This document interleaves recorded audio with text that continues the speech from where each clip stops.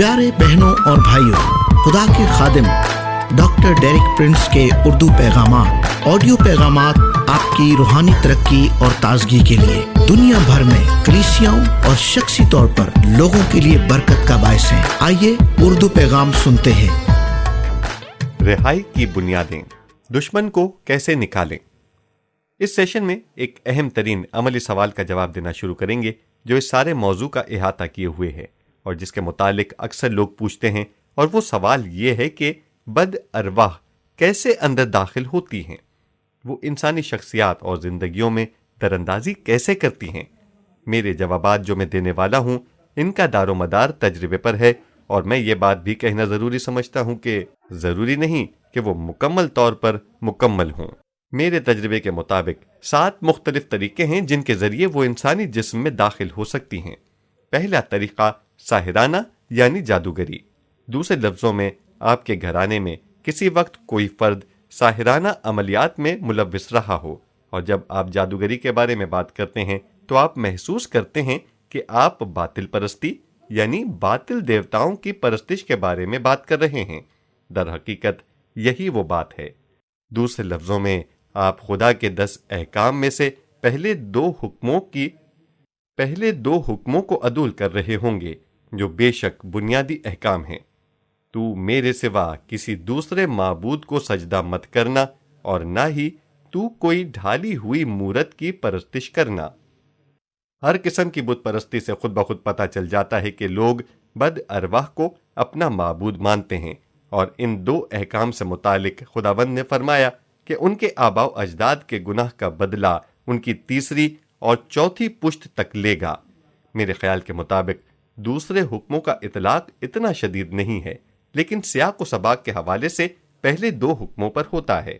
इसलिए अगर आपके वालिद या आपके दादा या परदादा या फिर कोई और रिश्तेदार जादूगरी या बातिल मजहब या बुतपरस्ती में मुलव्विस रहे हों तो ये बात यकीनी तौर पर माननी पड़ेगी। शैतानी रूहों के दाखिल होने का रास्ता आपकी जिंदगी में खुला पड़ा है। अब आप कह सकते हैं ये कोई इंसाफ की बात नहीं, लेकिन हकीकत तो ये है कि शैतानी मामला दुरुस्त नहीं। लेकिन जिस बात के लिए मैं चाहता हूं कि आप समझ जाएं वो ये है कि कोई भी शख्स आपको इसकी लपेट में आने के लिए जो मसला है मुस्तरद नहीं कर रहा है। आपकी अलामत का मसला उस वक्त होगा जब आप इसके हल को रद्द कर देते हैं। ये है वो मकाम जहां पर मलामत वारिद होती है। ठीक है। दूसरा तरीका ज़ाती तौर पर साहिराना मशागिल में मुलव्विस होना है, और मैं सोचता हूं कि यहां पर बेहतर यह है कि हम कलाम मुक़द्दस में कोई हवाला पढ़ें।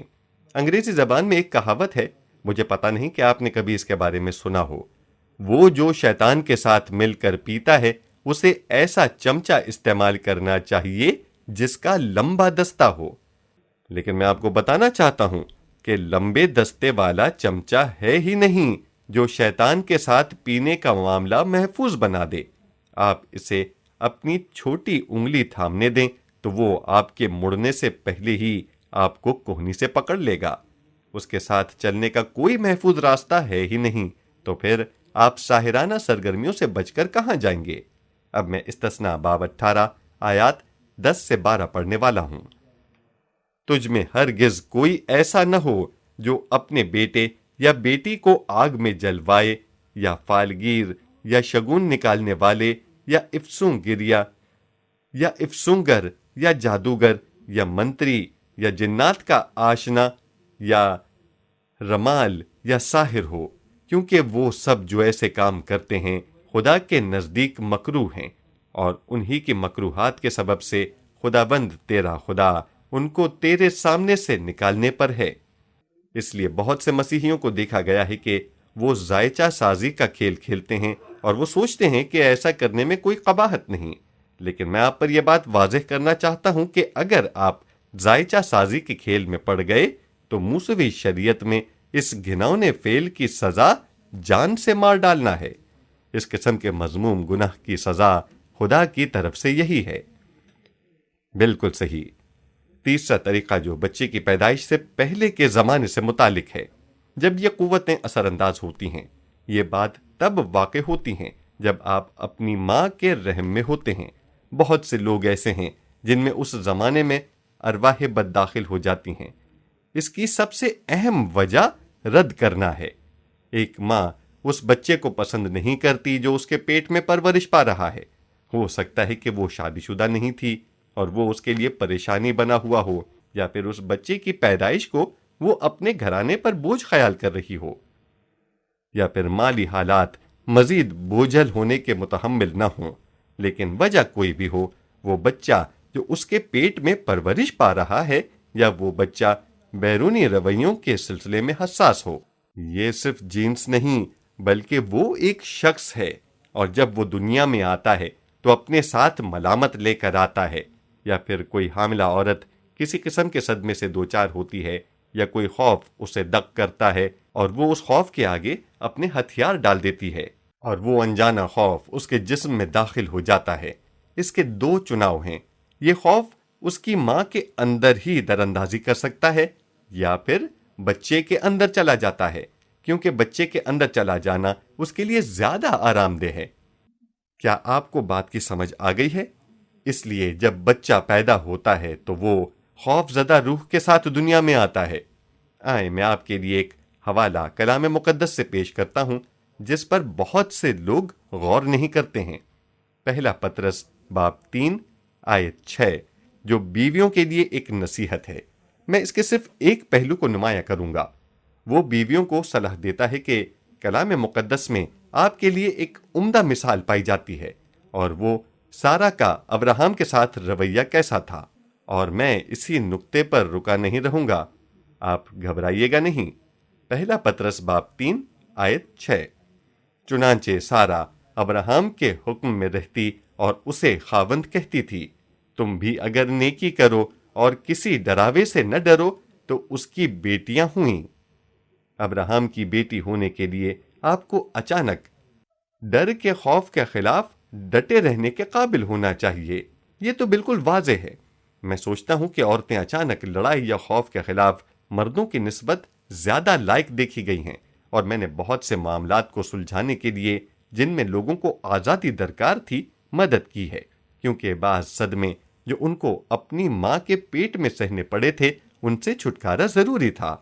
ایک اور دلچسپ بات جو میں نے اپنی رسالتی خدمت کے دوران دیکھی، یا پھر مجھے کہنے دیں جس میں میں زیادہ مشغول رہا، وہ یہ تھی کہ امریکیوں میں کسی خاص گروہ کے لوگ جن کو ملامت سے رہائی درکار تھی۔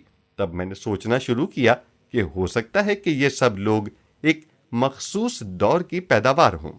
پھر میں نے کہنا شروع کر دیا کہ وہ اس زمانے کی پیدائش تھے جب سخت مایوسی کا وقت تھا، اور مجھے یہ بھی پتا چلا کہ ماں کو ابھی 6 مہینے کے لیے اور کھلانا پلانا پڑے گا، اور گھر میں تو پہلے ہی تنگی ہے، تو 7ویں بچے کی آمد ان کی زندگی کا قافیہ مزید تنگ کر دے گا۔ ہو سکتا ہے کہ ماں تو اچھی ہو، لیکن وہ اندرونی طور پر بچے کی ذمہ داری اٹھانے کے لیے بیزار ہو، تو پھر یہ بچہ جب دنیا میں آئے گا تو وہ اپنے ساتھ ملامت کی روح لے کر پیدا ہوگا۔ ہمارے پاس زیادہ وقت نہیں جو ایسے معاملات کی نظر کر سکیں۔ اب نمبر 4 آتا ہے۔ مجھے یہ کہنے دیں کہ اگر آپ قسمت کا حال بتانے والے کے پاس جاتے ہیں یا پھر کسی سیانے کے پاس جاتے ہیں کہ اگر وہ بچہ پیدا ہوتا ہے تو اس کے ساتھ کیا ہوگا، اور آپ نے تو اسے 2 صدمات سے دوچار کر دیا اس سے پہلے کہ وہ دنیا میں پیدا ہو۔ چوتھے نمبر پر روحی تسلط ہے۔ خیال رکھیں کہ روح اور جان میں فرق ہے۔ میں اس کی تفصیل میں نہیں جا سکتا ہوں، لیکن ایسے بہت سے لوگ ہیں جو دوسروں پر تسلط جمانے اور ان کو چالاکی سے استعمال کرتے ہیں۔ اس کارستانی کو روحی خیالات یا روحی تسلط کہتے ہیں۔ اس کی عام ترین مثال عصر حاضر کے امریکی معاشرے میں ماؤں کا اپنے بچوں پر تسلط جمانا ہے۔ اس سلسلے میں وہ خاص طور پر بیٹوں پر زیادہ نگاہ رکھتی ہیں۔ ایک کتاب جو خاصی مقبول ہوئی اور جو یہودی برادری میں ہاتھوں ہاتھ بکی، اس کا نام ہے ایک یہودن اچھی ماں کیسے بن سکتی ہے۔ اس کتاب کے اسباق میں سے ایک کا نام تھا آپ کا بیٹا عوام میں کیسے وائلن بجا سکتا ہے۔ اس کے لیے کوئی مریضانہ احساس جرم کے سوا دوسری ترغیب استعمال نہیں کی جاتی ہے۔ خیر، جب آپ یدش امونو جانتے ہوں، وہ یونانی زبان میں یدش امونو کی اصطلاح استعمال کرتے ہیں۔ میرا مطلب یہ ہے کہ جس بات کا میں ذکر کر رہا ہوں وہ اس کی مکمل مثال ہے۔ کسی بڑے تھیٹر میں ایک عورت کو جانتے ہوں گے جو چیخ چیخ کر بولتی ہے اور کہتی ہے کہ کیا اس جگہ پر کوئی ڈاکٹر ہے؟ ایک عورت کھڑی ہوئی اور اس نے کہا میں ہوں۔ ارے لڑکے، کیا میں تمہارے لیے ایک لوکی لاؤں؟ بالکل ٹھیک، اس سے آگے بھی معاملہ بڑھ جاتا ہے۔ میں کامیاب تاجروں سے ملا ہوں، بینکوں کے مینیجروں سے ملاقات بھی کی ہے، اور اس طرح کے دوسرے لوگوں سے ملا ہوں جو جذباتی بلوغت تک نہیں پہنچ سکے، اس لیے کہ وہ ابھی تک اپنی ماں کی ناف سے جڑے ہوئے ہیں۔ روحانی ناف کی ڈوری کبھی بھی کاٹی نہیں گئی۔ ان کا چالاکی سے اپنے مقاصد کے لیے استعمال کرنے کے بے شمار طریقے ہیں۔ مجھے ایک ماں کے بارے میں پتا ہے جو اپنے گھرانے پر پوری طرح حکمران تھی، کیونکہ جب کبھی کوئی کام اس کے خلاف مرضی ہو جاتا، اسے مرض شقیقہ دبوچتا اور پھر اہل خانہ کو اس کے ارد گرد پھرنے کے لیے دبے پاؤں آنا پڑتا۔ باتیں مت کرو، شور نہ کرو، ماں کوئی اور درد شروع ہو جائے گا۔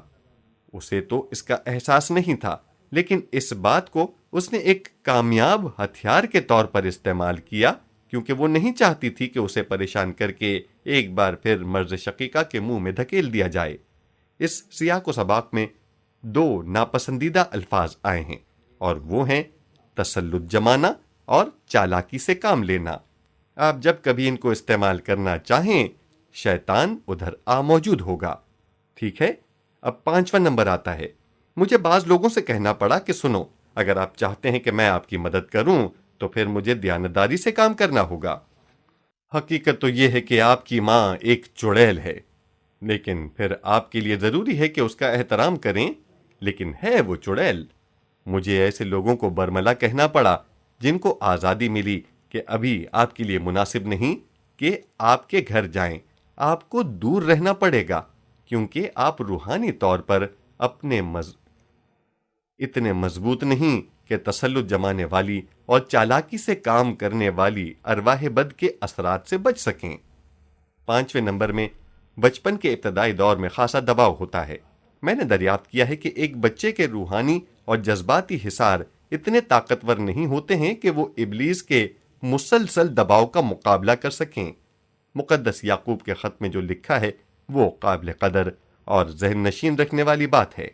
یعقوب باب 3 آیت 16۔ اس لیے جہاں حسد اور تفرقہ ہوتا ہے وہاں فساد اور ہر طرح کا بڑا کام بھی ہوتا ہے۔ اس لیے جہاں پر والدین کے درمیان کشمکش اور غیر ہم آہنگی کا ماحول ہو تو وہاں پر ایسی چیزیں پیدا ہو جائیں گی جس میں بچے خود بخود شیطانی اثر سے آلودہ ہو جائیں گے۔ اور میں تو یہ بات کہوں گا کہ 90% سے زیادہ بچے اس لائق نہیں ہوتے کہ ایسے ماحول سے اپنے آپ کو محفوظ رکھ سکیں۔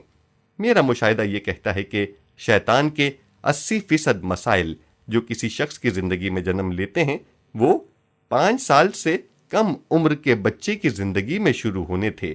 اور کیا آپ کو معلوم ہے کہ والدین اس صورتحال کے ذمہ دار ہیں؟ 6 نمبر پر کمزوری کی گھڑی یا مقام ہے۔ یہ جذباتی ناتوانی ہو سکتی ہے، یہ جسمانی کمزوری ہو سکتی ہے۔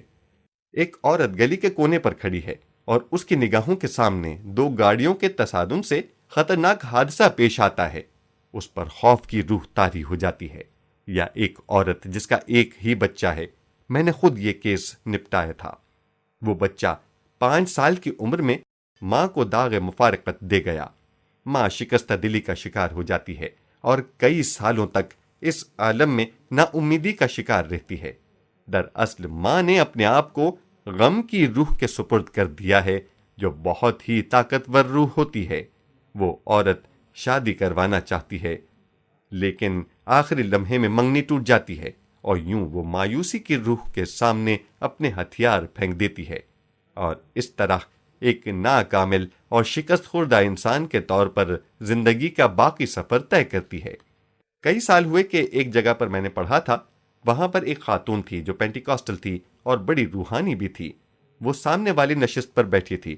اتفاقاً میں نے مایوسی پیدا کرنے والی روح کا نام لیا تو میں نے اس کے چہرے پر دیکھا تشنج کے دورے کی وجہ سے اس کا جسم اکڑا، وہ بالکل تبدیل ہو گئی۔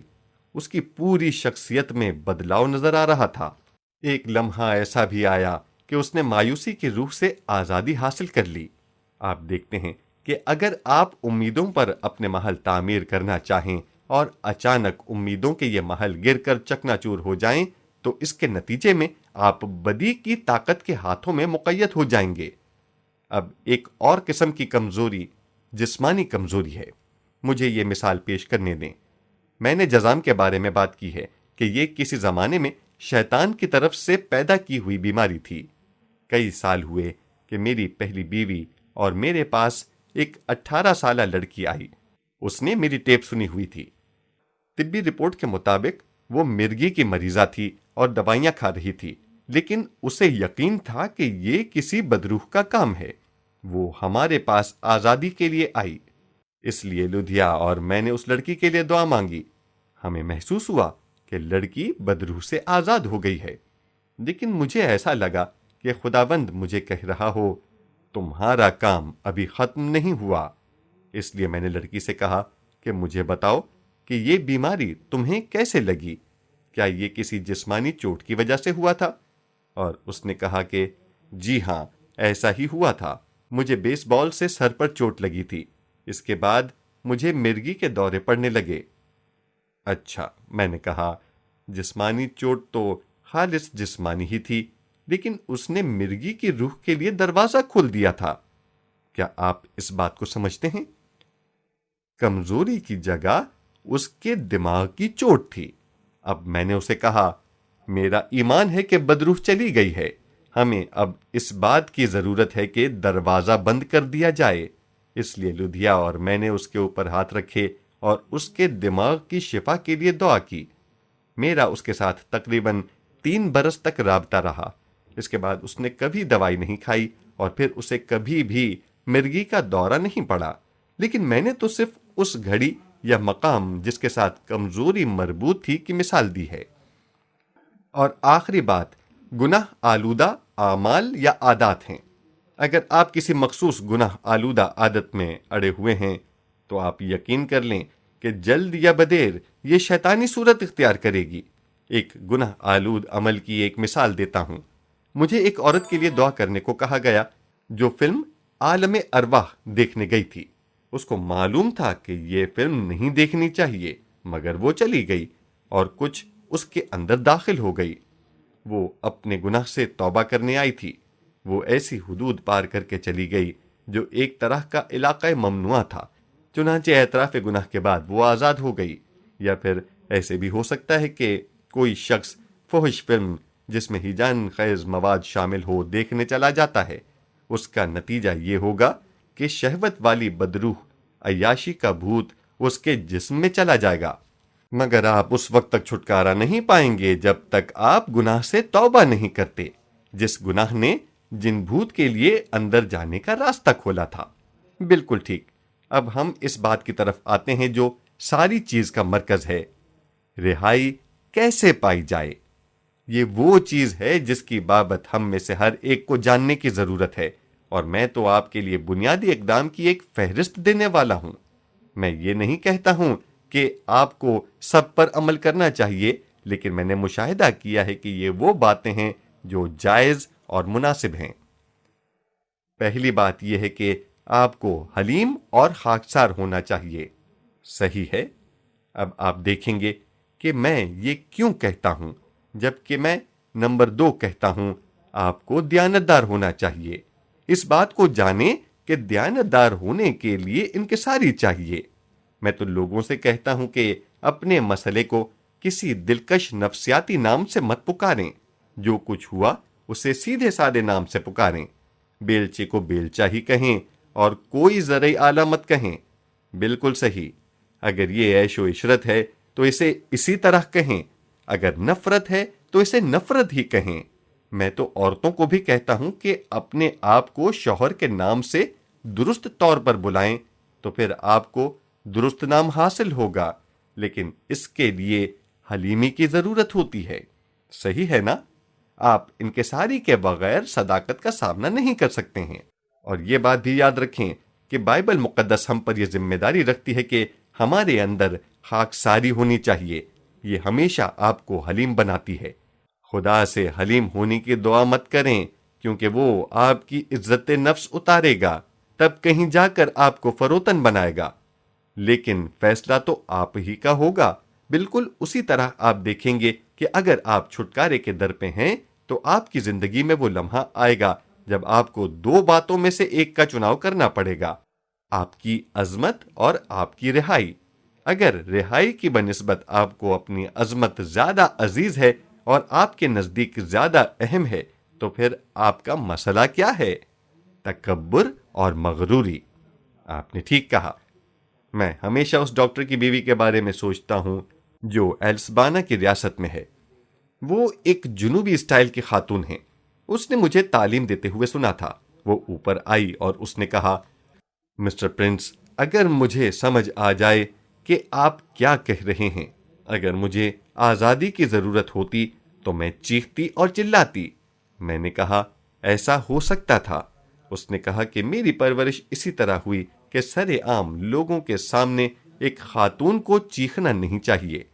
خیر، میں نے کہا، فرض کریں کہ آپ دریا میں ڈوب رہی ہیں اور آپ تیسری دفعہ نیچے جا رہی ہیں اور آپ نے سوچا ہوگا کہ کوئی شخص کنارے پر ہے جو آپ کو بچا سکتا ہے، تو پھر بھی اس خاتون کی طرح جو پبلک میں چیخنا نہیں چاہتی نہیں چیخیں گی؟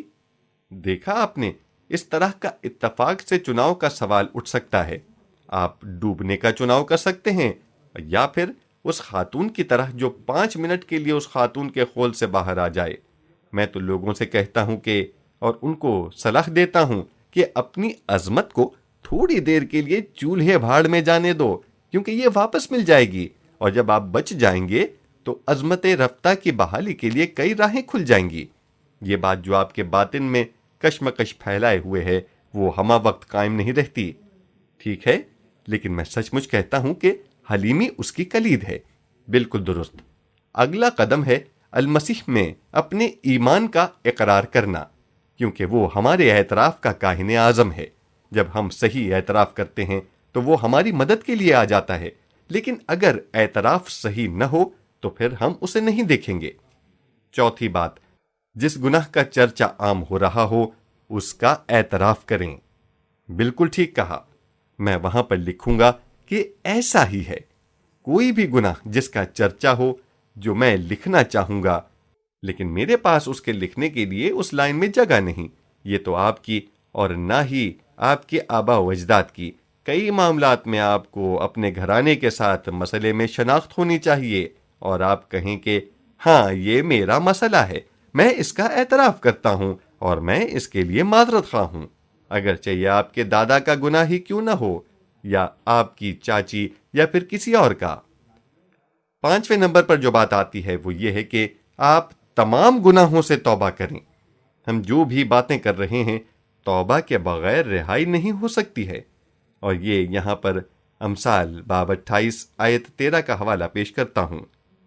جو اپنے گناہوں کو چھپاتا ہے کامیاب نہ ہوگا، لیکن جو ان کا اقرار کر کے ان کو ترک کرتا ہے اس پر رحمت ہوگی۔ کیا آپ کو رحمت درکار ہے؟ آپ کو 2 باتوں کی ضرورت ہوگی، اعتراف اور چھوڑنا۔ یہ ایک قدیم طریقہ کار ہے، تو پھر خدا تو تبدیل نہیں ہوا ہے۔ کیا آپ یہ بات سمجھتے ہیں؟ اکثر لوگوں کا یہ شیوا ہے کہ اگر میں اپنے گناہوں کا اعتراف نہیں کرتا تو خدا کو بھی ان کا پتہ نہیں چلے گا۔ واقعی میں بہت سے لوگوں سے ملا ہوں۔ یہ ایک غلطی ہے۔ خدا تو پہلے سے ہی جانتا ہے۔ وہ آپ کو اس لیے نہیں کہہ رہا کہ آپ اعتراف گناہ کریں کیونکہ اسے اس کی خبر نہیں رہی، وہ تو اس لیے کہہ رہا ہے تاکہ آپ پر رحم کر سکے۔ بات آئی سمجھ میں؟ میں آپ کو کچھ اور بھی خوشخبری سناتا ہوں۔ خدا ایک ایسی ہستی ہے جس کو صدمہ نہیں پہنچتا ہے۔ آپ اس کے حضور بڑے سے بڑا گناہ انڈیل دیں، وہ تو پہلے ہی سے آپ کے گناہوں سے آگاہ ہے اور وہ پھر بھی آپ کو پیار کرتا ہے، لیکن اگر آپ نے اس کو روک کے رکھا تو مسئلہ آپ تک ہی رہے گا، اسے کوئی فرق نہیں پڑے گا۔ بالکل درست۔ 6واں نمبر، جادو ٹونے سے مراسم توڑ لیں۔ آج رات ہم اسی پر گفتگو کریں گے، اور اب ہم اس پر زیادہ تفصیل سے بات نہیں کریں گے، خاص طور پر فری میسنری پر بات کریں گے۔ یہ شیطانی مسائل کا بہت بڑا منبع ہے اور یہ نسل در نسل جاری رہتا ہے۔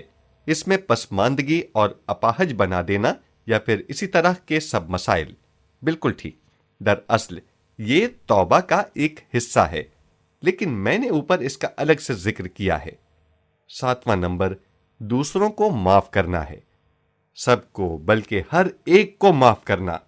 چند سال پہلے ڈان ہاشم کا اور میرا ایک دوست تھا جو ڈینگر ڈاکٹر تھا۔ اسے بھی آزاد ہونے کی ضرورت تھی، لیکن اسے رہائی نہ ملی جب تک اس نے سب IRS کو معاف نہ کر دیا۔ یہی اس کا مسئلہ تھا۔ آپ میں سے کسی کا یہ مسئلہ نہیں ہے۔ میں یقین سے کہتا ہوں کہ یسوع نے کہا تھا، دیکھیں مرقس باب 11 آیت 25، اور جب کبھی تم کھڑے ہوئے دعا کرتے ہو، اگر تمہیں کسی سے کچھ شکایت ہو تو اسے معاف کرو، تاکہ تمہارا باپ بھی جو آسمان پر ہے تمہارے گناہ معاف کرے۔ اس سے آپ کا کچھ بگڑتا نہیں، یہ تو آپ کی ذمہ داری ہے کہ معاف کریں۔ آپ انتظار مت کریں کہ وہ آپ کے پاس آ کر آپ سے معافی مانگیں۔ آپ ان کو ان کی وجہ سے معاف نہ کریں، بلکہ اپنی خاطر معاف کریں۔ میں لوگوں سے کہتا ہوں کہ دوسروں کو معاف کرنا کوئی اعلیٰ روحانی عمل نہیں یا کوئی جذباتی بات۔ یہ در حقیقت سیدھی سادی روشن ضمیری اور اپنا ہی مفاد ہے۔ بس اتنی سی بات ہے، اللہ اللہ خیر صلی اللہ۔ اور اب 8ویں بات در حقیقت ایک مختصر سا لفظ ہے، خارج کرنا یا نکالنا۔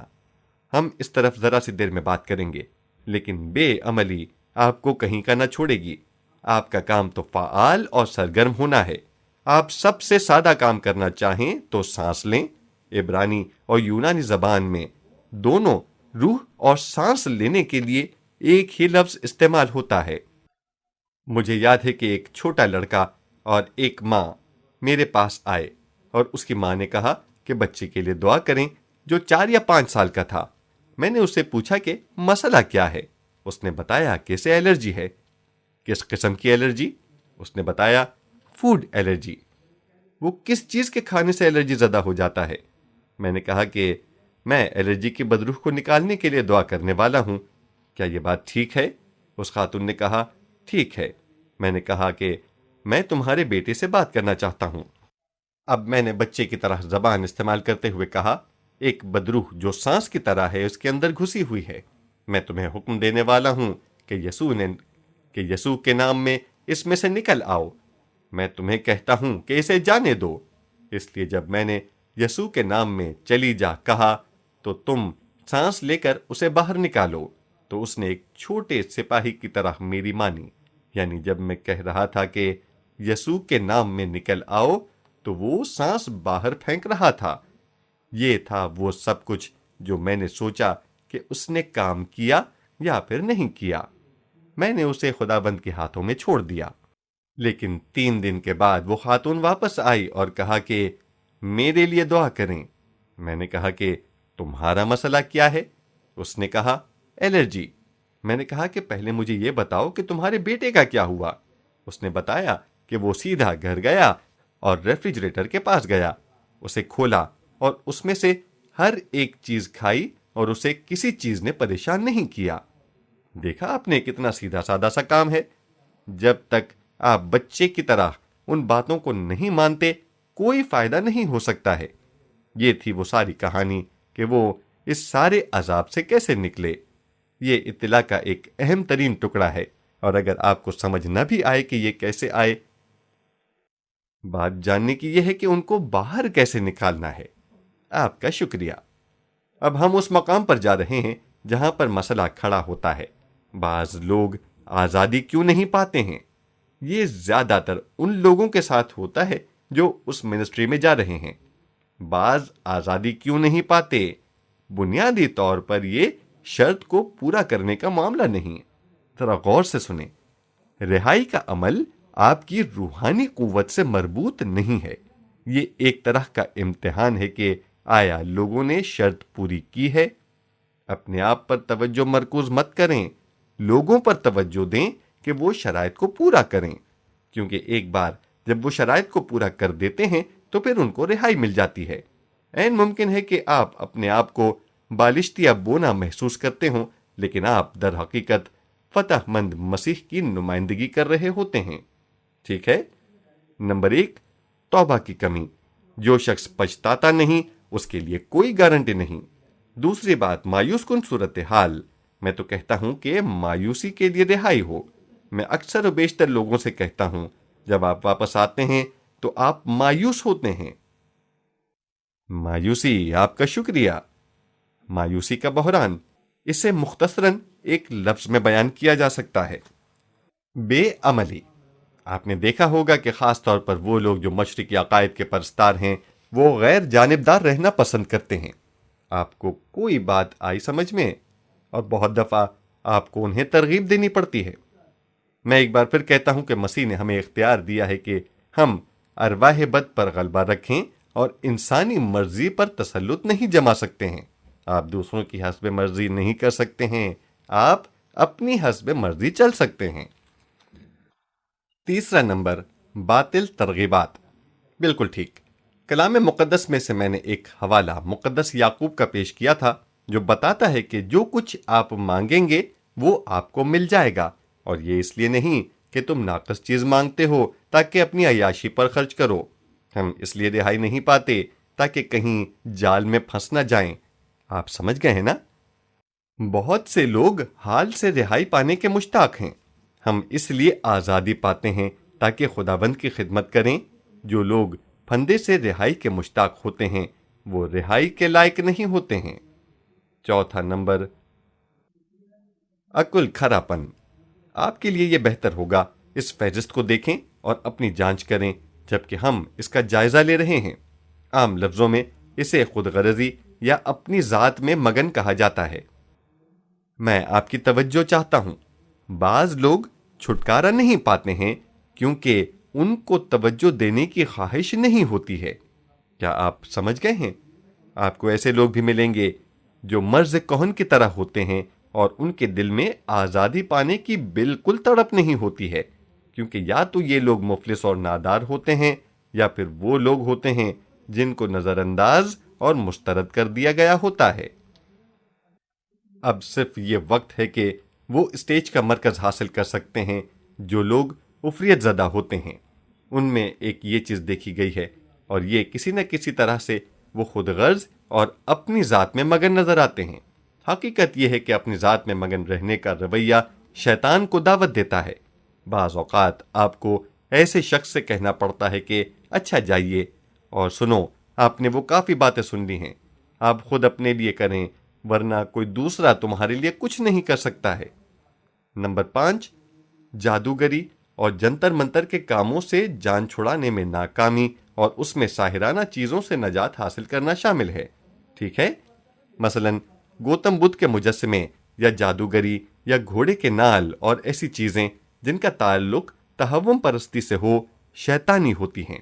حضرت موسیٰ نے بنی اسرائیل کو بتایا تھا کہ اگر کوئی ملعون چیز اپنے گھر میں رکھو گے تو تم اور تمہارا گھر سب لعنتی ہو جائے گا۔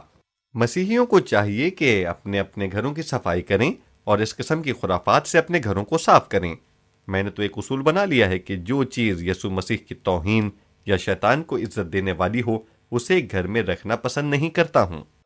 میں نے اپنی زندگی میں جو بڑے بڑے کام کیے ہیں ان میں سے ایک قدم یہ اٹھایا ہے کہ وہ سب چیزیں جو دادا سے مجھے ورثے میں ملیں، جن میں چینی ڈریگن کی 4 رنگ برنگی مورتیاں تھیں، شاہی ڈریگن جن کی 4 انگلیوں کی بجائے 5 انگلیاں تھیں، یہ سب خوبصورت تو تھے لیکن ایسی اشیاء تھیں جو پوجا پاٹ میں شامل نہیں کرتے تھے۔ لیکن میں ان پر جتنا غور کرتا تھا اسی قدر مجھے احساس ہونے لگا کہ یہ تو حقیقتاً شیطان کی تصویر ہیں۔ میں ان کو دیواروں پر آویزاں کر کے ان کی نمائش نہیں کر سکتا تھا، لہٰذا میں نے ان کو اتارا اور ان سے اپنی جان چھڑائی۔ میں یہ بات کہوں گا کہ میری کوئی منصوبہ بندی نہیں تھی اور نہ ہی مجھے اس کی ضرورت تھی، میں تو صرف مشاہدہ کر رہا تھا۔ ان ڈریگنوں کو دور کرنا تھا کہ میرے گھر میں خوشحالی بھی آ گئی اور میں مالی طور پر خاصا مستحکم ہو گیا۔ بالکل ٹھیک۔ نمبر 7 ہے لعنت کے نیچے ہونا۔ اب ہم آج رات کو اس کے بارے میں بات کریں گے، اس لیے میں اس کے بکھیڑے میں پڑنا نہیں چاہتا ہوں، لیکن بعض لوگ زیر لعنت ہیں اور وہ اس وقت تک رہائی نہیں پائیں گے اور نہ ان کو شفا ملے گی جب تک لعنت کا جوا توڑ نہ دی جائے۔ 8واں نمبر ہے کسی مخصوص گناہ کے اعتراف میں ناکامی۔ اس کی واضح مثال اسقاط حمل کا گناہ ہے۔ جو شخص قصداً اسقاط حمل کا ارتکاب کرتا ہے وہ خدا کی نگاہ میں قتل کا قصوروار ہے، اور ایسے شخص کے لیے ضروری ہے کہ وہ خاص طور پر قتل کے گناہ کا اعتراف کرے۔ اب یہ میرا فیصلہ نہیں ہے، میں کوئی قانون سازی نہیں کر رہا ہوں، آپ کو یہ بات اچھی طرح یاد ہے۔ میں تو ان لوگوں کی تشریح کر رہا ہوں۔ میں نے کوشش کی ہے کہ لوگ رہائی پائیں۔ آپ شیطان کو گلے تک اوپر لا سکتے ہیں اور یہ باہر نہیں آئے گا۔ آپ رکیں نہیں، آپ رکیں اور پڑتال کریں۔ میں ایک لڑکی کو جانتا ہوں، وہ کوئی 16 سال کی ہوگی۔ اس کی ماں اسے لے کر میرے پاس آئی تھی۔ آخرکار میں نے کہا، سنو، ایک بات ہے جس کا آپ کو اعتراف کرنا پڑے گا ورنہ یہ باہر نہیں نکلے گی۔ بالآخر اس نے تسلیم کیا کہ کسی وقت اس نے اسقاط حمل کیا تھا۔ اس کی ماں کو اس کا پتہ نہیں تھا۔ جوں ہی اس نے اقرار گناہ کیا وہ بدروح باہر نکل گئی۔ اس وقت ان دونوں کی حالت دیکھنے کے لائق تھی۔ وہ دونوں ایک دوسرے کے گلے ملیں اور ایک دوسرے کا خیر مقدم کیا، لیکن میری نگاہ میں یہ ایک ایسا اصول تھا جو بدلنے والا نہیں تھا۔ نمبر 9، ایک متنازع مسئلہ ہے۔ یہ اندازے سے علیحدہ نہیں۔ عہد نامہ جدید میں الگ ہونے کا قانون کیا ہے؟ بپتسمہ، بالکل ٹھیک۔ پانی کا استباغ، بالکل صحیح۔ یاد رکھیں، بنی اسرائیل مصر میں سے برے کے خون سے آزاد ہوئے تھے، لیکن بحیرہ قلزم کے پانی سے مصر کی غلامی سے جدا ہوئے تھے، اور یہ پانی ہی تو تھا جس نے مصریوں کو ان کا پیچھا کرنے سے روکا ہوا تھا۔ وہ صرف پانی کی حد تک اس کا تعاقب کر رہے تھے۔ میرے خیال کے مطابق وہ لوگ جو پانی کا بپتسمہ لینا نہیں چاہتے ہیں وہ آزاد ہونے کا حق نہیں رکھتے ہیں۔ اس میں اختیار کی بات نہیں ہے۔ میں اس کی بات اس لیے نہیں کر رہا ہوں کہ یہ کسی جماعت کا مسئلہ ہے۔ میں تو صرف سیدھی سادی سی بات کر رہا ہوں کہ اس کا طریقہ یہی ہے۔ اگر آپ خدا سے میل چاہتے ہیں تو اچھی بات ہے، لیکن میں اس صلح نامے میں ایک پارٹی نہیں بننا چاہتا ہوں۔ بالکل ٹھیک۔ اب نمبر 10، یہ ایک گھمبیر معاملہ ہے۔ یہ بڑی جنگ کا ایک حصہ ہے جس کے لیے کوئی ٹھوس عمل ہونا چاہیے۔ درست۔ بعض لوگ ایسے ہیں جن کو میں شیطان کا میدان جنگ کہتا ہوں، اور وہ ان کو جانے نہیں دیتا ہے، اس لیے نہیں کہ وہ کچھ ہیں، بلکہ اس لیے کہ وہ جس بات پر کھڑے ہیں۔ میرے پاس زیادہ وقت نہیں کہ میں ان کے معاملات کو زیادہ تفصیل سے جانوں، لیکن کچھ لوگ ایسے ہیں جن کے لیے پورے جسم کو ذمہ داری لینا چاہیے۔ آپ کو ایک مثال کے ذریعے سمجھاتا ہوں۔ ایک دفعہ ایک شخص کو لمنی نسیچیوں کا مرض تھا۔ آپ کو پتا ہے کہ یہ ایک لا علاج بیماری ہے۔ یہ تو صرف وقت کا سوال ہے۔ خیر، وہ رفاقت کا ایک حصہ تھا۔ جب رفاقت بڑھی تو اس نے اچھا کیا۔ وہ بیمار نہیں تھا۔ اگر رفاقت کے ساتھ روحانی طور پر کچھ گڑبڑ ہو گئی تو اس نے پھر سے بیمار رہنا شروع کر دیا۔ آخر کار شیطان رفاقت کے اندر داخل ہو گیا، اس کا شیرازہ بکھیر دیا اور اس کو تباہ کر کے رکھ دیا۔ وہ شخص بھی دنیا سے چل بسا۔ بات آئی سمجھ میں؟ اس کی جسمانی حالت بالکل درست تھی اور اس کی روحانی حالت کا صحیح بیرومیٹر کی طرح ظاہر کر رہی تھی کہ جس فیلوشپ میں گیا وہ بھی ٹھیک تھی۔ بعض لوگ اس کی طرح ہوتے ہیں۔ آپ کے پاس چناؤ کا کوئی بہانہ نہیں ہوتا، ٹھیک ہے؟ ایک آخری موضوع کہ آپ کی رہائی کو قائم کیسے رکھنا ہے۔ بالکل ٹھیک۔ میرے پاس اس پر تعلیم دینے کے لیے وقت نہیں، لیکن میں بتاتا ہوں کہ میرے پاس 6 کیسٹوں کا ایک سلسلہ ہے جس کا نام ہے علوم جنات اور رہائی، جو ہر ایک کے لیے دستیاب ہے۔ یہ آخری کیسٹ بھی ہے جس کا نام ہے آپ کی رہائی کو قائم رکھنے کے لیے 7 اقدام۔ اگر میں اس موضوع پر تفصیل سے بات نہ کر سکوں تو یہ کیسٹ آپ کی تشنگی مٹا سکتی ہے۔ پہلا نمبر یسوع کو خداوند بناتی ہے۔ عام طور پر آزادی کی سروس کے آخر میں لوگوں سے کہوں گا جو نجات یافتہ ہو چکے ہیں کہ وہ اس وقت تک باہر نہ جائیں جب تک وہ یسوع کو اپنی زندگی کے ایک ایک حصے کا خداوند یسوع تسلیم نہ کر لیں۔ یاد رکھیں کہ یسوع نے مقدس متی باب 12 میں کہا تھا کہ جب بدروح آدمی میں سے نکل جاتی ہے تو وہ خشک مقاموں پر ادھر ادھر آوارہ پھرتی ہے تاکہ آرام ڈھونڈے مگر نہیں پاتی۔ پھر وہ کہتی ہے کہ میں اپنے گھر میں واپس جاؤں گی۔ میرے گھر میں جانے سے اس کا مطلب کیا ہے؟ وہ شخص جس پر قابض تھی وہی اس کا مکان ہے، اور جب وہ واپس آتی ہے تو وہاں پر اسے 3 چیزیں دیکھنے کو ملتی ہیں: صاف ستھرا مکان، خالی جگہ اور ہر ایک چیز قرینے سے رکھی ہوئی۔ اب مسئلہ کیا ہے؟ جب گھر خالی، صاف ستھرا اور سلیقے سے رکھا ہوا ملے گا تو پھر مسئلہ کیا رہ جاتا ہے؟ خالی، قبضے کے بغیر، کسی کو اندر جانے کا موقع نہ ملا۔ صرف ایک شخص اتنا مضبوط ہے کہ وہ شیطان کو آپ کی زندگی میں سے باہر رکھ سکتا ہے۔ کیا آپ کو معلوم ہے کہ وہ کون ہے؟ یسوع المسیح۔ جتنی جگہ پر یسوع کا قبضہ ہوگا وہ جگہ محفوظ ہے، لیکن جو مقام جہاں پر یسوع خداوند ہو کر قابض نہیں، وہ سراسر غیر محفوظ ہے۔ کیا آپ کو کبھی 6 یا 7 بجے شام کو گاڑی چلا کر ہوٹل کی تلاش میں گھومنے کا اتفاق ہوا ہے تاکہ رات بسر کر سکیں؟ آپ صرف ایک لفظ کی تلاش میں ہوتے ہیں جو بڑے بڑے حروف میں لکھا ہوتا ہے، اور وہ ہے خالی۔ اور آپ کا دشمن جانتا ہے کہ اس کا استقبال کیا جائے گا، اور جب وہ آتا ہے تو اکیلا نہیں ہوتا بلکہ 7 اور کو جو زیادہ خراب ہوتی ہیں ساتھ لے کر آتا ہے۔ بالکل درست۔ نمبر 2 کو میں ذرا مختصراً بیان کروں گا۔ حمد و ثنا کا لباس۔ کلام مقدس بیان کرتا ہے کہ ہمیں روح کے بوجھ کی بجائے حمد و ثنا کی خلت عطا کی گئی ہے۔ کیا یہ بات درست ہے؟ آپ دیکھتے ہیں کہ جب آپ خداوند کی حمد و ثنا میں لگے ہوں تو یہ بات شیطان کو پریشان کرتی ہے، اور یہ برہمی اس سے کہیں زیادہ ہوتی ہے جو وہ ہمیں دے سکتا ہے۔ مجھے یہ بات مختصر طور پر بیان کرنے دیں۔ کئی سال پہلے جب میں اس رہائی دلانے والی خدمت میں آیا تو اس وقت میں لندن میں ایک عارضی قسم کے پینٹیکوسٹل چرچ میں خدمت کر رہا تھا۔ ہماری اس کلیسیا میں 2 یہودی خواتین بھی تھیں جو حیرت انگیز طریقے سے اوز سے بچ کر نکلنے میں کامیاب ہو گئی تھیں۔ انہوں نے روح القدس میں بپتسمہ لے کر نجات یافتہ ہونے کی گواہی دی تھی، اور میری پہلی بیوی اور میں ان کے ساتھ دعا کر رہے تھے، اور وہ حقیقتاً خداوند کی حمد و ثنا پر ایمان رکھتی تھیں۔ انہوں نے روسی زبان میں کہا کہ روس میں رہنے والے بیپٹسٹ زیادہ جوش و خروش سے خداوند کی حمد و ثنا کرتے ہیں بنسبت ان پینٹیکوسٹلوں سے جو روس سے باہر ہیں۔ چنانچہ ہمارا وہاں پر خداوند کے ساتھ بڑا اچھا وقت گزر رہا تھا، اور وہاں پر گھنٹی بجتی تھی، اور جب میں جواب دینے کے لیے وہاں پر گیا تو میں نے اپنے چرچ کی ایک ممبر خاتون کو دیکھا جو اپنے شوہر کا ہاتھ تھامے آ رہی تھی۔ اس نے کہا، یہ ہیں میرے شوہر جو ابھی ابھی جیل سے باہر آئے ہیں، یہ بدروح گرفتہ ہیں۔ خیر، یہ ایک ایسی خبر تھی جو دل کو دکھ دینے والی تھی، کیونکہ مجھے سمجھ نہیں آ رہی تھی کہ میں اس کا کیا کروں جو بدروحوں کے قبضے میں ہے۔ لیکن میں نے انکار نہیں کیا اور اس جوڑے کو پر بلا لیا جہاں پر ہم سب دعا کر رہے تھے۔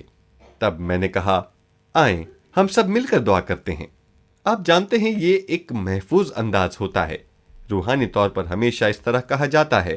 بعض اوقات کوئی نتیجہ سامنے نہیں آتا، لیکن آپ کا اس طرح کہنا ہی بھلا لگتا ہے۔ چنانچہ ہم دعا کرتے رہے، اور ان دونوں بہنوں نے بھی کسی کی کوئی پرواہ نہیں کی۔ وہ خداوند کی حمد سرائی میں مگن تھیں۔ چنانچہ یہ آدمی میرے قریب آ گیا اور اس نے کہا، یہاں تو بہت زیادہ شور و غل ہے، میں جا رہا ہوں۔ میں نے اسے پہلے سے سوچی سمجھی اسکیم کے تحت اس کو جواب نہیں دیا، بزلہ سنجی سے کام لیتے ہوئے کہا، میری بات سنیں، جو شور پسند نہیں کرتا وہ شیطان ہے، کیونکہ ہم سب تو یسوع کی حمد و ستائش کر رہے ہیں۔ آپ کے پاس چناؤ کی 2 راہیں ہیں۔ اگر آپ ابھی جاتے ہیں تو شیطان بھی آپ کے ساتھ چلا جائے گا، اور اگر آپ ٹھہر جاتے ہیں تو شیطان اکیلا تمہارے بغیر چلا جائے گا۔ تب اس نے جواباً کہا، میں ٹھہروں گا۔ تقریباً 10 منٹوں کے بعد کوئی وقوع پیش آئے بغیر وہ اوپر آیا اور کہا، اس نے مجھے چھوڑ دیا ہے، میں نے اپنے گلے کو چھوڑ کر جاتے محسوس کیا ہے۔ خیر، یہ میرے سامنے ایک مظاہرہ تھا جو میں نے دیکھا کہ ابلیس کو یسوع کی حمد و ثنا کرنا کس قدر ناپسند ہے۔ اگر آپ حمد و ثنا کی خلت پہن لیں تو وہ آپ سے دور رہے گا، کیونکہ آپ اسے کہیں زیادہ پریشان کر رہے ہیں بنسبت اسی برہمی کے جو وہ آپ کے خلاف دکھا سکتا ہے۔ خدا کے پورے ہتھیاروں سے لیس ہو جاؤ۔ یہ کوئی ایک چناؤ نہیں۔ افسیوں باب 6 آیات 14 اور 17، اور یہ 12ویں آیت سے شروع ہوتا ہے۔ بالکل درست ہے۔ اگر آپ پڑھنا چاہتے ہیں تو ان باتوں کی پوری فہرست دی ہوئی ہے، مجھے اس کے بارے میں زیادہ بتانے کی ضرورت نہیں۔ نمبر 4، خدا کے کلام کے مطابق زندگی گزارنا۔ مقدس متی باب 4 آیت 4 میں لکھا ہے کہ آدمی صرف روٹی ہی سے نہیں جیتا رہے گا بلکہ ہر ایک بات سے جو خدا کے منہ سے نکلتی ہے۔ آپ اپنے جذبات کے سہارے زندگی بسر نہیں کر سکتے ہیں۔ یہ ایسی خطرناک چیز ہے جو آپ کر سکتے ہیں۔ آپ کی زندگی میں نشیب و فرائض آئیں گے اور ہر بار آپ کا موڈ خراب ہوگا۔ بس یوں کہہ لیں کہ آپ نے دروازہ کھول دیا ہے۔ ایف کی ایک چھوٹی سی فہرست ہے جس سے یہ لفظ بنتے ہیں: حقیقت، فیکٹ، ایمان، فیتھ، اور جذبات، فیلنگز۔ ٹھیک ہے؟ آپ ان باتوں کو اسی ترتیب میں رکھیں۔ حقائق خدا کے کلام میں موجود ہیں۔ ایمان سے پتہ چلتا ہے کہ حقائق اور جذبات ایک ہی طرح سے آتے ہیں، لیکن اگر آپ ان کی ترتیب بدل دیں اور اپنے جذبات کے مطابق زندگی گزارنا شروع کر دیتے ہیں تو ایسا کرنے سے آپ اپنا لنگر کھو دیں گے۔ پھر آپ کی حالت اس بحری جہاز کی طرح ہو جائے گی جو لنگروں کے بغیر ہوگا۔ نمبر 5، جو کچھ بھی ہے خدا کے سپرد کریں۔ شیطان کے خلاف مزاحمت کریں۔ بالکل صحیح، میں لفظ شیطان لکھوں گا کیونکہ یہ لکھنے میں مختصر ہے، جو مقدس یعقوب باب 4 آیت 7 میں ہے۔ آپ ذرا غور کریں کہ پہلے کیا آتا ہے۔ آپ کو پہلے کیا چیز کرنے کی ضرورت ہوگی؟ اپنے آپ کو خدا کے سپرد کر دیں۔ اگر آپ نے اپنے آپ کو خدا کے ہاتھوں میں دے دیا ہے تو شیطان کا مقابلہ کریں۔ بائبل مقدس کیا کہتی ہے؟ کیا ہوگا؟ وہ کیا کرے گا؟ وہ آپ کے سامنے سے بھاگ جائے گا۔ کیا آپ کو اس بات پر یقین ہے؟ لیکن افسوس کی بات یہ ہے کہ بہت سے مسیحی دراصل اس کے الٹ کر رہے ہیں۔ وہ اپنے آپ کو شیطان کے ہاتھوں میں دے رہے ہیں اور خدا کی مزاحمت کرتے ہیں۔ کیا آپ ایسا ہوتے نہیں دیکھتے ہیں؟ یقیناً بہت سے لوگ ایسے ہی ہیں۔ بالکل صحیح۔ نمبر 6 میں حقیقی شراکت ہوگی۔ میں اس میں زیادہ نہیں کہوں گا۔ اس میں قابل ذکر بات یہ ہے کہ آپ کس قسم کی رفاقت رکھتے ہیں۔ پہلا یوحنا باب 1 آیت 7۔ اگر ہم نور میں چلیں جس طرح کہ وہ نور میں ہیں تو ہماری آپس میں شراکت ہے، اور اس کے بیٹے کا خون ہمیں تمام گناہ سے پاک کرتا ہے۔ اگر آپ شراکت سے باہر ہو جاتے ہیں تو آپ نور سے باہر نکل جاتے ہیں، تو پھر خون سے آپ کی حفاظت نہیں ہوگی۔ خون صرف نور میں صاف کرتا ہے، اور آپ کسی نہ کسی طرح کی شراکت نور رکھیں گے تو پھر یہ کس طرح کی ہوگی؟ خدا ترس لوگوں کے ساتھ یا بے ایمانوں کے ساتھ؟ مقدس پولس کہتے ہیں کہ تاریکی کے بے ثمر کاموں کے ساتھ شراکت مت رکھیں۔ شراکت تو ایک ایسے ٹیسٹ کی طرح ہوتا ہے کہ آپ روحانی زندگی میں کہاں کھڑے ہیں۔ 7ویں نمبر میں نہیں جانتا ہوں کہ میں نے کتنے نمبر حاصل کیے ہیں۔ کیا مجھے ان سب کا پتہ لگ سکتا ہے؟ میں کر سکتا ہوں۔ نظم و ضبط کے نیچے آ جائیں۔ ٹھیک ہے؟ آپ نظم و ضبط کی پابندی کے بغیر ایک سچے مسیحی نہیں بن سکتے ہیں۔ ضبط نفس، خاندانی تنظیمی، حکومتی تنظیمی، اسکول کا نظم و ضبط، کلیسیائی تنظیمی، گویا اسی طرح کے دوسرے اور بھی بہت سے تنظیمی مقام ہیں، لیکن جو خلاف ورزی کرتا ہے وہ بغاوت کہلاتی ہے۔ اور آپ جانتے ہیں کہ بائبل مقدس بغاوت کرنے والوں کے بارے میں کیا کہتی ہے؟ پہلا سموئیل باب 15 آیت 23۔ کیونکہ بغاوت اور جادوگری برابر ہیں۔ جو ہی آپ بغاوت پر اتر آتے ہیں آپ جادوگری کی گرفت میں آ جاتے ہیں۔ دیکھا آپ نے کہ نظم و ضبط کی کیا قدر و قیمت ہے؟ کیا آپ کو یہ بات سمجھ میں آئی؟ آج کل بہت سے لوگوں کے نزدیک یہ ایک غلیظ لفظ ہے۔ یہ ضبط نفس سے شروع ہوتا ہے۔ کیا آپ سمجھ گئے؟ اکثر مسیحیوں کا رویہ یہ ہے کہ وہ اپنے موڈ، اپنی موج مستی اور اپنی خیالی دنیا میں محو خواب رہتے ہیں۔ آپ ایسے کام کرنے کے لیے آزاد نہیں ہیں۔ ایسے کاموں میں لگے رہنا جنسی ترغیبات میں مشغول رہنے سے کم خطرناک نہیں ہے۔ آپ کو ایسا کرنے کی آزادی نہیں دی گئی۔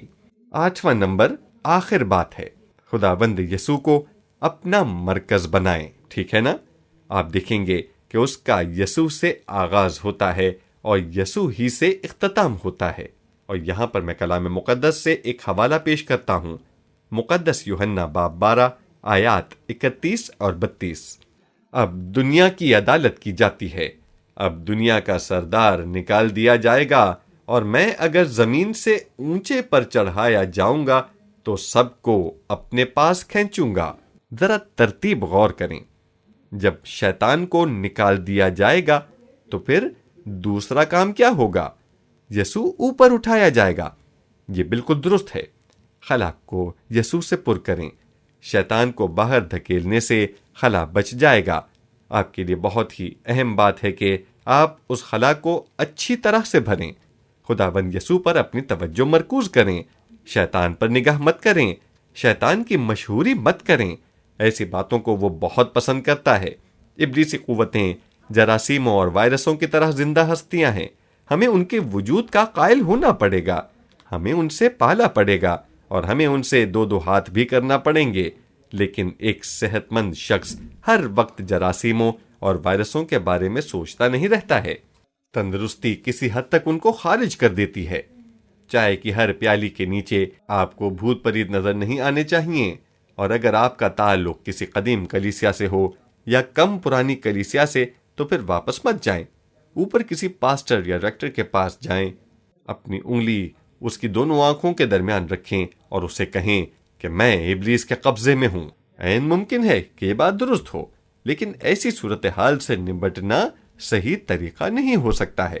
بالکل درست۔ ہم نے وقت کے لحاظ سے حیرت انگیز طور پر زبردست کام کیا ہے، اور میں ایک عملی نوٹ پر ختم کرنے کا خواہش مند ہوں۔ آپ کا بہت بہت شکریہ۔ یہ چیز اختیاری ہے، میں چاہتا ہوں کہ آپ اسے سمجھ جائیں۔ کسی پر کوئی زبردستی نہیں، لیکن اگر بعض ایسے حضرات جو اس صبح کو آئے تھے یا اب دوپہر کے بعد آئے ہیں اور جو محسوس کرتے ہیں کہ جو کچھ انہوں نے پہلے سنا یا پھر اپنے سابقہ تجربے کے مطابق کوئی مسئلہ درپیش ہو یا بھوت پریت کا معاملہ ہو یا پھر آپ کی زندگی کا کوئی ایسا حصہ جس پر یسوع کا کنٹرول نہیں اور آپ اپنے آپ کو بے بس پاتے ہیں، ہو سکتا ہے کہ آپ نے اپنے اوپر صرف 90% کنٹرول کر لیا ہو اور 10% کی کمی ہو سکتا ہے کہ آپ کے مزاج یا دماغ کا مسئلہ ہو سکتا ہے کہ زندگی میں کسی جنسی عارضے کی پریشانی ہو سکتا ہے کہ دوسروں کے ساتھ آپ کے مراسم بگڑے ہوئے ہوں، یا پھر آپ کی زندگی کا کوئی حصہ جہاں رہائی درکار ہے، تو میں آپ کی مدد کرنا چاہتا ہوں۔ میں نے پہلے بھی مدد کی ہے۔ میں بڑی دیانتداری کے ساتھ کہتا ہوں کہ ہزاروں لوگوں کی مدد کی ہے اور کام بنا ہے۔ میں آپ کو جو کام کرنے کی پیشکش کر رہا ہوں، ان لوگوں کو یہاں دوسروں کی مدد کرنی چاہیے۔ تو میں چند منٹوں میں ان کو دعوت دینے والا ہوں کہ وہ کھڑے ہو جائیں اور دعا کریں۔ آپ مجھ سے دعا نہیں کر رہے ہیں، آپ تو یسوع سے دعا مانگ رہے ہیں۔ آپ یاد رکھیں کہ نجات دہندہ صرف ایک ہی ہے، اس کا نام کیا ہے؟ یسوع۔ اگر آپ کو رہائی چاہیے تو آپ کو رہائی دینے والے کے پاس آنا ہوگا، اس کا کوئی متبادل ذریعہ ہے ہی نہیں، کیونکہ یسوع نے کہا تھا کہ جو میرے پاس آتا ہے میں اسے کسی طرح بھی نکال نہیں دیتا ہوں۔ اگر آپ یسوع کے پاس جائیں گے تو وہ آپ کا استقبال کرے گا۔ اب یہ ایک طریقہ ہے جس کو میں نے بڑے بڑے اجتماعات پر آزمایا ہے۔ واشنگٹن میں ابھی 2 ہفتے گزرے، اولڈ ٹاؤن ہال میں کام ہوا۔ نیوزی لینڈ میں کم از کم 2000 لوگوں پر کام ہوا۔ یہ بڑے ڈرامائی انداز سے کام ہوئے، اور میں نے کبھی بھی اتنے مختصر عرصے میں ان گنت لوگوں کو آزاد ہوتے ہوئے نہیں دیکھا۔ اس لیے میں جس بات کی پیشکش کرنے والا ہوں یہ بالکل ایک مختلف پیشکش ہے۔ میں دعا میں آپ کی رہنمائی کروں گا، جس میں آپ کے لیے موقع ہوگا کہ اپنے آپ کو حلیم بنائیں، یسوع کے پاس آئیں اور اس بات کا تعین کر لیں کہ آپ نے شرائط پوری کی ہیں۔ کیا آپ بات سمجھ گئے ہیں؟ میں آپ کے منہ میں الفاظ ڈالوں گا، آپ جادوگری اور جنتر منتر کو مسترد کر دیں گے اور شیطانی سرگرمیوں کے ساتھ کوئی رابطہ نہیں رکھیں گے۔ آپ ہر اس شخص کو معاف کریں گے جس نے آپ کو نقصان پہنچایا ہے یا آپ کو دکھ دیا ہے۔ آپ زندگی میں کسی بھی قسم کی لعنت سے آزادی حاصل کریں گے، یا پھر کوئی ایسا کام کیا ہو جو جہالت یا غفلت سے انجانے میں سرزد ہو گیا ہو، اور پھر آپ اپنے آپ کو یسوع کے چرنوں میں آزادی کے لیے ایک امیدوار کے طور پر آئیں گے، اور جب آپ دعا کر لیں اور سب شرائط پوری کر دیں تو پھر آخر میں کہیں آمین، اور جب آپ آمین کہہ دیں تو پھر اس کے بعد مزید کوئی دعا نہ مانگیں۔ مذہبی طور پر دعا کرنے کا یہی طریقہ ہے، اس طرح بھلا بھی لگتا ہے، لیکن جب تک آپ دعا میں لگے ہوں تو شیطان آپ کے باطن میں جاگزین تو ہوتا ہے. بات آئی سمجھ میں؟ وہ دعا کے دوران باہر نہیں آ سکتا ہے. غیر زبان مت بولیں. غیر زبان بولنا ایک حیرت انگیز کام ہے، لیکن اس کا اثر بھی وہی ہوتا ہے. یہ ارواح بد کو اندر ہی رکھتا ہے. یہ معاملہ بالکل اسی طرح کا ہے جب ایمبولینس یا کوئی پولیس کار سڑک پر جا رہی ہوتی ہے تو اس کا سائرن بجتا اور سرخ بتی جلتی رہتی ہے، تو سڑک پر ہر چیز ایک طرف ہٹ کر اسے راستہ دیتی ہے تاکہ وہ آسانی سے گزر جائے.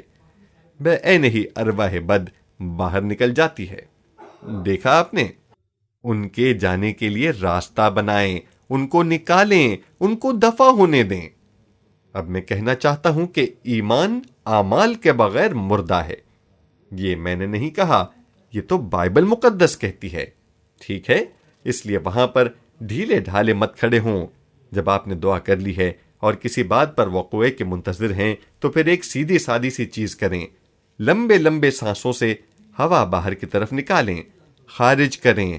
اور اگر آپ کے ساتھ کوئی مسئلہ ہو تو آپ دیکھیں گے کہ تھوڑی ہی دیر میں دیکھیں گے کہ یہ صرف انسانی طور پر سانس باہر نہیں نکل رہی. یہ تو وہی ہے جس کے نیچے آپ لگے ہوئے ہیں. اب جب یہ بات ہوتی ہے تو ہو سکتا ہے کہ آپ بے عزتی محسوس کریں، ہو سکتا ہے کہ آپ مذہبی انداز سے عمل نہ کرتے ہوں. اگر آپ نے فیصلہ کر لیا کہ میں مذہبی اور محترم نظر آؤں تو یاد رکھیں کہ آپ نے دعا میں جو کچھ حاصل کیا ہے اس سے ہاتھ دھو بیٹھیں گے، اسے کھو دیں گے. یہ ایک اختیاری معاملہ ہے. آپ کریں یا نہ کریں، آپ رکھیں نہ رکھیں، میں تو آپ کے لیے یہ تجویز کرتا ہوں کہ اپنے آپ کو ڈھیلا ڈھالا چھوڑ دیں اور اسے باہر آنے دیں. میں نے لوگوں کو بتایا ہے کہ شیطان کوئی شریف آدمی نہیں ہے. وہ بغیر دعوت دیے آتا ہے اور عام طور پر اسے دھکے دے کر نکالنا پڑتا ہے. آپ کے پاس جو کچھ بھی ہو اسے دھکے دے کر باہر نکالیں. اس کا بالکل لحاظ مت کریں، اس سے نفرت کریں. شیطان سے نفرت کرنا گناہ نہیں ہے. بے عمل ہو کر اس کی طرفداری دکھانا گناہ آلودہ حرکت ہے. ٹھیک ہے؟ جو میرے ساتھ یہ دعا کرنا چاہتے ہیں وہ مہربانی کر کے اپنے پاؤں پر ابھی کھڑے ہو جائیں. ہمارے پاس 3 منٹ سے زیادہ وقت نہیں. بالکل صحیح. اب ہم یسوع سے دعا کرنے والے ہیں جو ہمارا نجات دہندہ ہے، اور برادر پرنس سے دعا نہیں کریں گے. اور میں چاہوں گا کہ یہ الفاظ کہیں، یہ سب بائبل مقدس سے لیے گئے ہیں اور جو میں نے سکھائے ہیں. ٹھیک ہے؟ اے میرے خداوند یسوع مسیح، میں ایمان رکھتا ہوں کہ تو خدا کا بیٹا ہے اور خدا کے پاس جانے کا واحد ذریعہ ہے، اور تو میرے گناہوں کے لیے صلیب پر مر گیا اور دوبارہ مردوں میں سے جی اٹھا. میں تیرے حضور آیا ہوں کہ اب تو مجھ پر رحم کر اور مجھے معافی عطا کر. میں ایمان رکھتا ہوں کہ تو مجھے معاف کرتا ہے اور مجھے ایک بچے کی طرح قبول کر، اور چونکہ تو مجھے اپنا بچہ بناتا ہے میں بھی اپنے آپ کو خدا کے ایک بچے کی طرح قبول کرتا ہوں. اور اب میں، اے خداوند، تو جانتا ہے کہ میرا خاص مسئلہ کیا ہے. مجھے شیطانی اثرات تنگ کرتے ہیں. اے خداوند، میں تیری طرف سے سب شرائط پوری کرتا ہوں اور تیری رہائی حاصل کرتا ہوں. سب سے پہلے میں ہر دوسرے شخص کو معاف کرتا ہوں جس نے کبھی مجھے نقصان پہنچایا ہو یا مجھے دکھ دیا ہو. میں ان سب کو معاف کرتا ہوں. اب آپ تھوڑا سا وقفہ کریں اور ان لوگوں کے نام لیں جن کو آپ معاف کرنا چاہتے ہیں. اے خداوند، ہم آگے جا رہے ہیں. میں نے ان سب کو معاف کر دیا ہے. میں نے ساری تلخی سے منہ موڑ لیا ہے. ساری رنجیدگی، ساری نفرت اور ساری بغاوت کو خیر بات کہتا ہوں، اور میں یقین کرتا ہوں کہ تو نے مجھے معاف کر دیا ہے. میں اس کرم نوازی کے لیے تیرا شاکر ہوں. میں شیطان سے ہر قسم کا رابطہ رد کرتا ہوں، ساحرانہ قوتوں کو مسترد کرتا ہوں، خفیہ سوسائٹیوں سے الگ ہونے کا اعلان کرتا ہوں، اور شیطان کی حدود کے اندر جو کچھ ہے اسے رد کرتا ہوں. اگر کبھی میں نے غلطی سے اس کی حدود میں قدم رکھا ہو تو اب میں اس سے اپنے ہاتھ دھوتا ہوں. اے خداوند، اگر میری زندگی میں کسی طرح کی لعنت اثر انداز ہو تو میں تیرا شکر کرتا ہوں کہ تو صلیب پر میرے لیے لعنت بنا تاکہ میں چھٹکارا پاؤں اور برکت حاصل کروں. اب میں اس کو حاصل کرنے کا دعویٰ کرتا ہوں تاکہ لعنت سے آزاد ہو کر برکت میں داخل ہو جاؤں۔ اور اب اے خداوند، میں اپنی شیطانی روح کے خلاف کھڑا ہونا چاہتا ہوں جس نے میری شخصیت کے کسی حصے پر قبضہ جمایا ہوا ہے۔ میں آپ کو بتانا چاہتا ہوں کہ میں ان سے نفرت کرتا ہوں۔ وہ میرے دشمن ہیں، میں ان سے میل نہیں رکھوں گا، میں ان سے کسی طرح کا سمجھوتا نہیں کروں گا۔ اب وہ میرے اوپر کوئی جگہ نہیں رکھتے ہیں، میں تو ان کے خلاف ہوں، اور یسوع تیرے عطا کردہ اختیار سے ان کو حکم دیتا ہوں کہ مجھے چھوڑ دیں۔ میں ان کو یسوع کے نام میں نکل جانے کا حکم دیتا ہوں۔ آمین۔ بالکل صحیح۔ اب کوئی دعا نہیں کرنی ہے، میں آخری دعا کروں گا، آپ صرف نکالنے کا کام کریں۔ اسی وقت خارج کرنا شروع کریں، ایمان کے ساتھ کریں۔ اب اے خداوند، میں تیرا خادم اور نمائندہ ہوتے ہوئے اس صبح کو مقامی قیادت کے نیچے جو اختیار دیا گیا ہے، میں یسوع کے نام میں استعمال کرتے ہوئے بدی کی ہر طرح کی روح کو جس کو رد کر دیا گیا ہے نکل جانے کا حکم دیتا ہوں۔ ان لوگوں کو آزاد کر دو، اور قادر مطلق اور تمام پرہادی نام خداوند یسوع المسیح کے نام میں کہتا ہوں کہ چلے جاؤ۔ میں اس بات کی تصدیق کرتا ہوں کہ یسوع المسیح اس اجتماع کا خداوند ہے۔ اس نے شیطان کو شکست دی ہے۔ اس کے ہاتھ میں موت اور عالم ارواح کی کنجیاں ہیں۔ آسمان اور زمین پر سارا اختیار اسے دیا گیا ہے۔ اے شیطان، تو یسوع کے نام میں ہمارا مغلوب ہے، تم ہمارا حکم مانو گے۔ تمہیں ان لوگوں کو چھوڑ کر چلے جانا چاہیے، تمہارے پاس کوئی اور راستہ نہیں۔ بائبل مقدس کہتی ہے کہ تم چلے جاؤ، تم چھوڑ دو، اے شیطان یسوع کے نام میں چھوڑ دو۔ آمین۔ اب آپ پوری رہائی پائیں، اپنے آپ کو ہر چیز سے الگ کر لیں۔ یہاں پر مسیح حاصل ہونے کے بعد آپ ہر چیز سے نجات حاصل کر لیں گے، اور مسیح اٹھ جانے کے بعد بہت زیادہ مشکل ہو جاتا ہے۔ یہ بات بالکل درست ہے۔ آپ دوسرے لوگوں کی فکر مت کریں، اپنے مرتبے کا بھی لحاظ نہ کریں، وہ چند لمحوں میں واپس آ جائے گا۔ بالکل ٹھیک ہے۔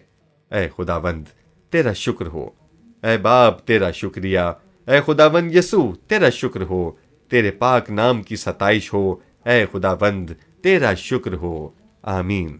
ذرا رک جائیں، شیطان ضدی ہے، آپ کو اس سے زیادہ ضدی ہونے کی ضرورت ہے۔ آمین۔ اے خداوند تیرا شکر ہو، اے باپ تیرا شکر ہو، اے خداوند تیرا شکریہ، اے خداوند تیرا شکر ہو۔ اب اگر آپ کو یقین ہے کہ آپ آزاد ہو گئے ہیں تو پھر خدا کا شکر ادا کرنا شروع کریں، اور یاد رکھیں اس جگہ کو چھوڑنے سے پہلے یسوع کو اپنا خداوند بنائیں۔ آمین۔ ہمارا ایمان ہے کہ آپ کو اس پیغام سے ضرور برکت ملی ہوگی۔ مزید معلومات کے لیے آپ ہم سے رابطہ قائم کر سکتے ہیں۔ اس ای میل پر رابطہ قائم کیجیے: DerekPrincePK@gmail.com DerekPrincepK@gmail.com